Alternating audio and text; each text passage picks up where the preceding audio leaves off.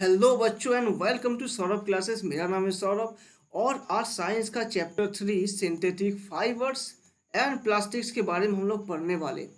तो सबसे पहले हम लोग को ये जानना पड़ेगा कि फैब्रिक क्या होता है और फाइबर्स क्या होता है। फैब्रिक मतलब कपड़े जिसके जो बनता है रेशों से। तो रेशे कहाँ से मिलेगा? रेशे नेचुरल सोर्सेज से भी मिल सकते हैं और आर्टिफिशियल। आर्टिफिशियल का मतलब हो गया मैन मेड, जिसे इंसानों ने बनाया है। और नेचर मतलब प्रकृति में जो पहले से मौजूद है।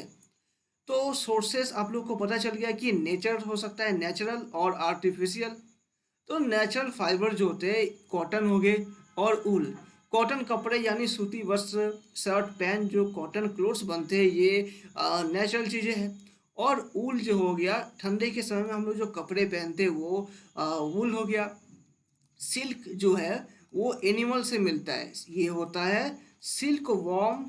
एक कीड़ा होता है जिससे सिल्क बनता है, उससे कोकोन निकलता है। खैर उसके बारे में बाद में पढ़ेंगे। आगे आता है कि सिंथेटिक फाइबर क्या होता है।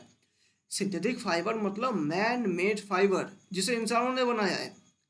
Polymer small units combine to form a large single unit. छोटे छोटे यूनिट्स मिलके एक बड़ा सा सिंगल यूनिट बनता है जिससे हम लोग क्या बोलते हैं? पॉलीमर। ओके। तो पॉली मतलब क्या होता है? पॉली मतलब हो गया मैनी, बहुत सारा। और मर मतलब हो गया कोई पार्ट यूनिट। और इन सभी के रिपीटिंग यूनिट से मिलके ही कपड़े बनते हैं, इसे पॉलीमर बोलते हैं। तो नेचर में पहले से मौजूद है कौन कौन से पॉलीमर? जैसे कॉटन हो गया। तो नेचर में इसे सेल्यूलोज बनता है। और सेल्यूलोज जो है वो किससे बना होता है? A large number of glucose unit. तो ये नेचुरल प्रोसेस हो गया। अब आगे बात करें कि टाइप्स ऑफ सिंथेटिक फाइबर। आखिर सिंथेटिक फाइबर जो है कितने तरीके के होते हैं। अब पहला बात करेंगे रेयॉन के बारे में। रेयॉन क्या होता है? ये जो है मैन मेड फाइबर तो है, पर इसमें सोर्स जो होता है वो नेचुरल सोर्स होता है। जैसे वुड पल्प यानी लकड़ियों से जो गुद्दे बनते हैं उससे ये बनता है। और देखिए ये मैन मेड फाइबर तो है ही। और चीपर देन सिल्क। देखिए सिल्क जो कपड़ा है ये बहुत ही महंगा है। और उसके पहले आप लोग ये चीज़ जान लीजिए कि सिल्क जो कपड़े हैं वो बहुत ही महंगे होते हैं। सबसे पहले चाइना में जो है, सबसे पहले चाइना में सिल्क कपड़ा का वहीं पे स्टार्ट हुआ था। और वो ये नहीं चाहता था कि पूरा दुनिया तक ये बात पहुँचे। ये बहुत सालों तक ये सीक्रेट रहा। उसके बाद साइंटिस्ट लोगों ने बहुत सारे रिसर्च किए कि सिल्क जैसे प्रॉपर्टी वाले कौन से चीज़ है जिससे सिल्क जैसा कपड़ा वाला फील आए। तो बहुत सारे एक्सपेरिमेंट के बाद सन 1932 में रेयॉन जैसे ये सभी चीज़ों का जो सिल्क जैसा ही होता है और सिल्क से काफ़ी सस्ता होता है, तो बहुत सारे लोगों तक ये पहुंच पाया। देखिए लिखा है कि like a silk fibre died in variety of colours, जिसे हम लोग बहुत सारे अलग अलग कलर के कपड़ों में खरीद सकते हैं और बनाया जा सकता है। तो लोगों के अलग अलग पसंद होते हैं और अलग अलग कपड़े जो है अलग अलग कलर के भी बन सकते हैं। तो ये काफ़ी एक इम्पोर्टेंट था कि रेयॉन के आने से ये बहुत ही पॉपुलर हुआ उस समय। और सिल्क फाइबर सिल्क वॉर्म से बनता है, जो वही बात है कि चाइना बहुत समय तक इसको सीक्रेट रखा था और ये बहुत ही ज़्यादा कॉस्टली था। चलिए आगे बढ़ते हैं। तो अभी आपको बताया था कि 19 सेंचुरी के साइंटिस्ट ने सिल्क जैसे ही प्रॉपर्टी वाले बनाया था, जो ये केमिकल ट्रीटमेंट से बनता है। ऑफ वुड पल्प रेयॉन एक आर्टिफिशियल सिल्क है। तो आपसे ये पूछा जाएगा कि रेयॉन क्या है? तो रेयॉन एक आर्टिफिशियल सिल्क है। ओके। अब देखिए रेयॉन को जब हम लोग कॉटन के साथ मिलाएंगे तो इससे बनता है बेडशीट। हम लोग के बेडशीट जो है ये रेयॉन और कॉटन के मिक्सचर से बनता है।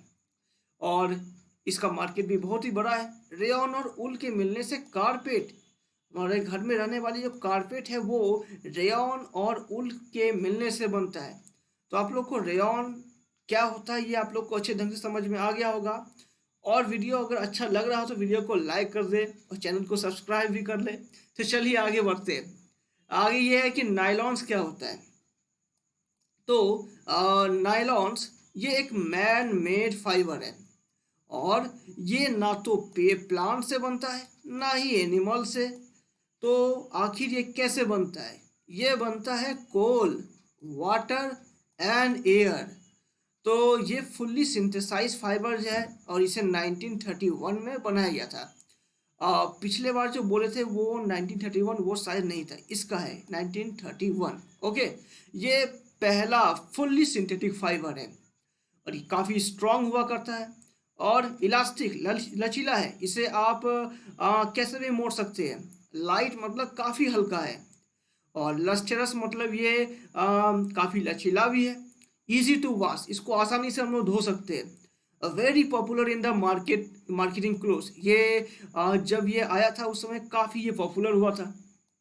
और हम लोग के रोज़मर्रा की ज़रूरत की चीज़ें जो है जैसा कि आप देख सकते हैं, सॉक्स मतलब मोजे, रोप्स मतलब रस्सियाँ, tents, tooth brushes, car seat belt, ये सारे चीज़ें जो है नायलॉन से बनता है। तो ये काफ़ी पॉपुलर हुआ उस समय और हम लोग के लिए काफ़ी चीप हुआ क्योंकि ये बहुत ही सस्ते कीमत में हम लोग को मिल जाता है और साथ ही मजबूत भी है। इसके देख सकते हैं कि आप कितने सारे एडवांटेज हैं। स्लीपिंग बैग्स, पैरासूट, देखिए पैरासूट में भी यूज हुआ। और कर्टेंस, घरों में रहने वाले जो कर्टेंस होते हैं, पर्दे, तो पर्दों में भी यूज हुआ, पैरासूट में भी यूज हुआ। ओके, और रोप्स फॉर क्लाइंबिंग, मतलब पहाड़ में चढ़ने के लिए जो रस्सियाँ होता है, वो रस्सियाँ भी जो है इसी से बनता है। किससे बनता है? नायलॉन से। ओके, तो चलिए अब आगे बढ़ते हैं। नेक्स्ट है कि nylon thread is actually stronger than steel wires. तो आप सोच सकते हैं कि एक स्टील का वायर से भी नायलॉन की जो थ्रेड है ये उससे भी मजबूत हो सकता है, होता है। अब आगे बात करेंगे पॉलिस्टर के बारे में। पॉलिस्टर क्या है? पॉलिस्टर एक सिंथेटिक फाइबर है। डू नॉट रिंकल इजीली, ये आसानी से इसमें कोई दाग मचोरा नहीं लगता है और इजी टू वॉश, इसको आसानी से धो सकते हैं। इसे बहुत सारे ड्रेस मटेरियल बना है, शर्ट और बहुत सारी चीज़ें। टेरेलिन, टेरेलिन क्या है? टेरेलिन जो है ये एक बहुत ही पॉपुलर पॉलिस्टर है। पीईटी पॉलिस्टर, ये भी एक पॉलिस्टर है जिससे बॉटल्स बनते हैं, यूटेंसाइल्स, फिल्म्स, वायर्स। तो इसके आप देख सकते हैं कि काफ़ी वैरायटी ऑफ यूजेस है और ये सभी चीज़ें हम लोग आमतौर पे यूज भी करते हैं। पॉली मतलब होता है मैनी और ईस्टर एक केमिकल है, तो इससे बना पॉलिस्टर।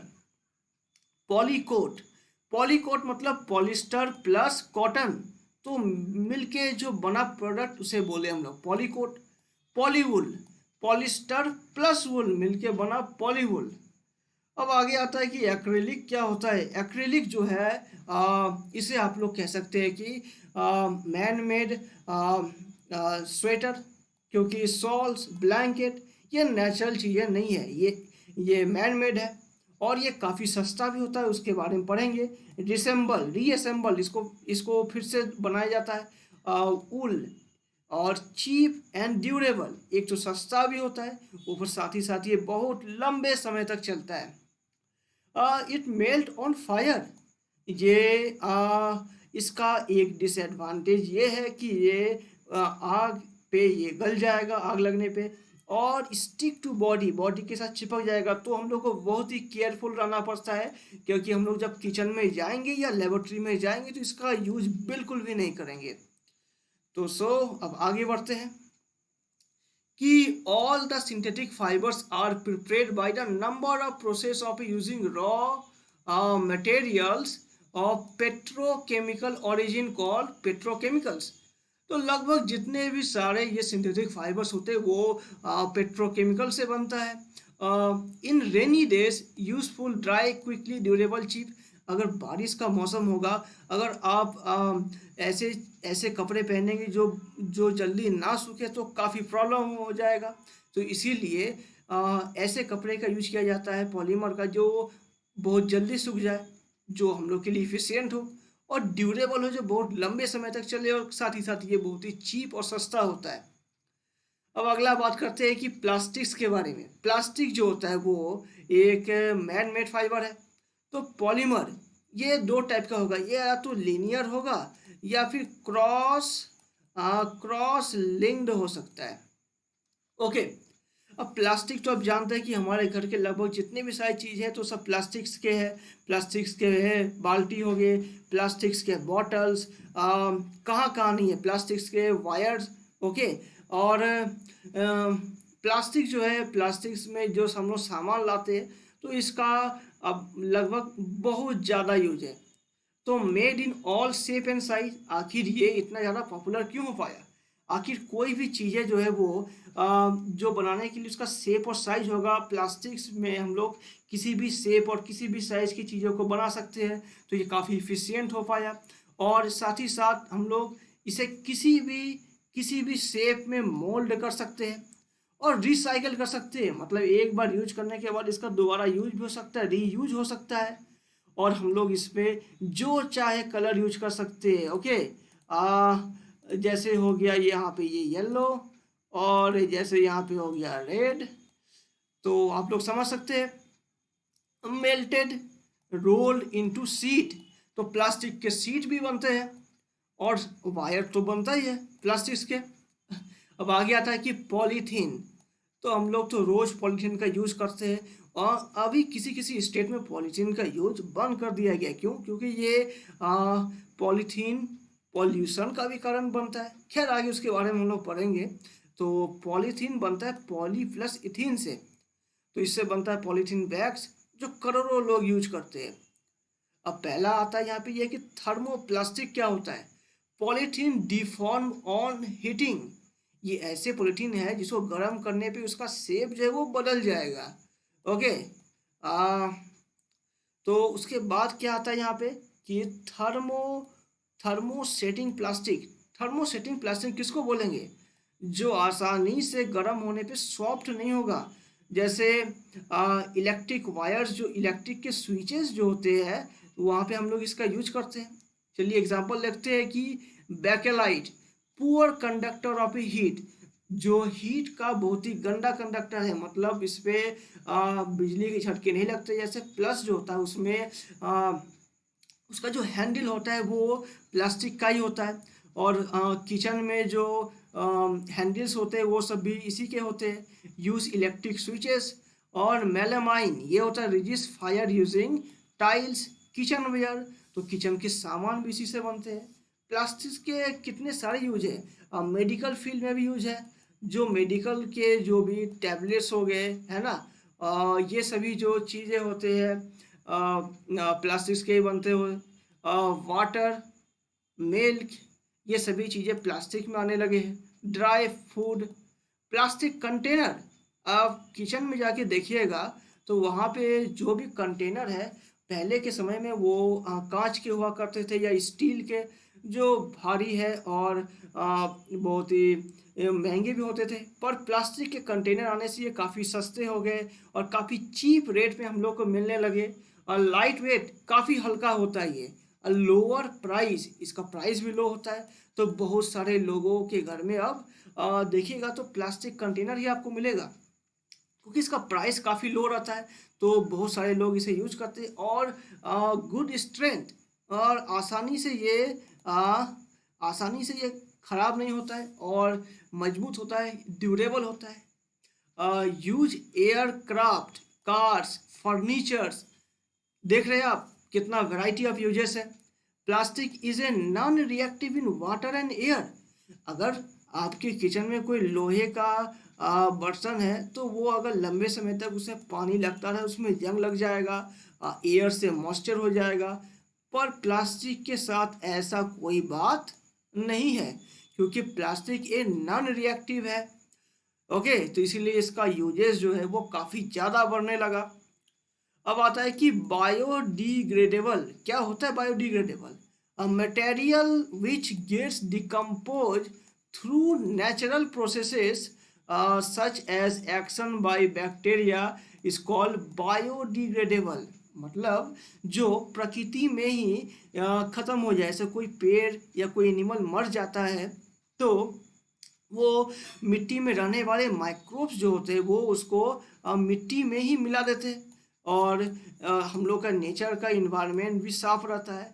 पर नॉन बायोडिग्रेडेबल क्या हो गया? A material which does not easily decompose by natural processes is term as non biodegradable. उसका सबसे बड़ा एग्जांपल है प्लास्टिक और पॉलीमर की चीज़ें। क्यों? क्योंकि ये जो है इसको प्रकृति में रिफॉर्म होने में लगभग कितने जीरो हम लगा रहे हैं? आज सोचिए कि लाखों साल लग जाएंगे।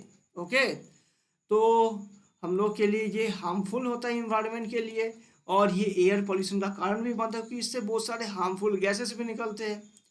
तो हम लोग को किस तरीके से यूज करना चाहिए? प्लास्टिक को कम कर देना चाहिए ताकि ये नेचर के लिए हार्मफुल है ना।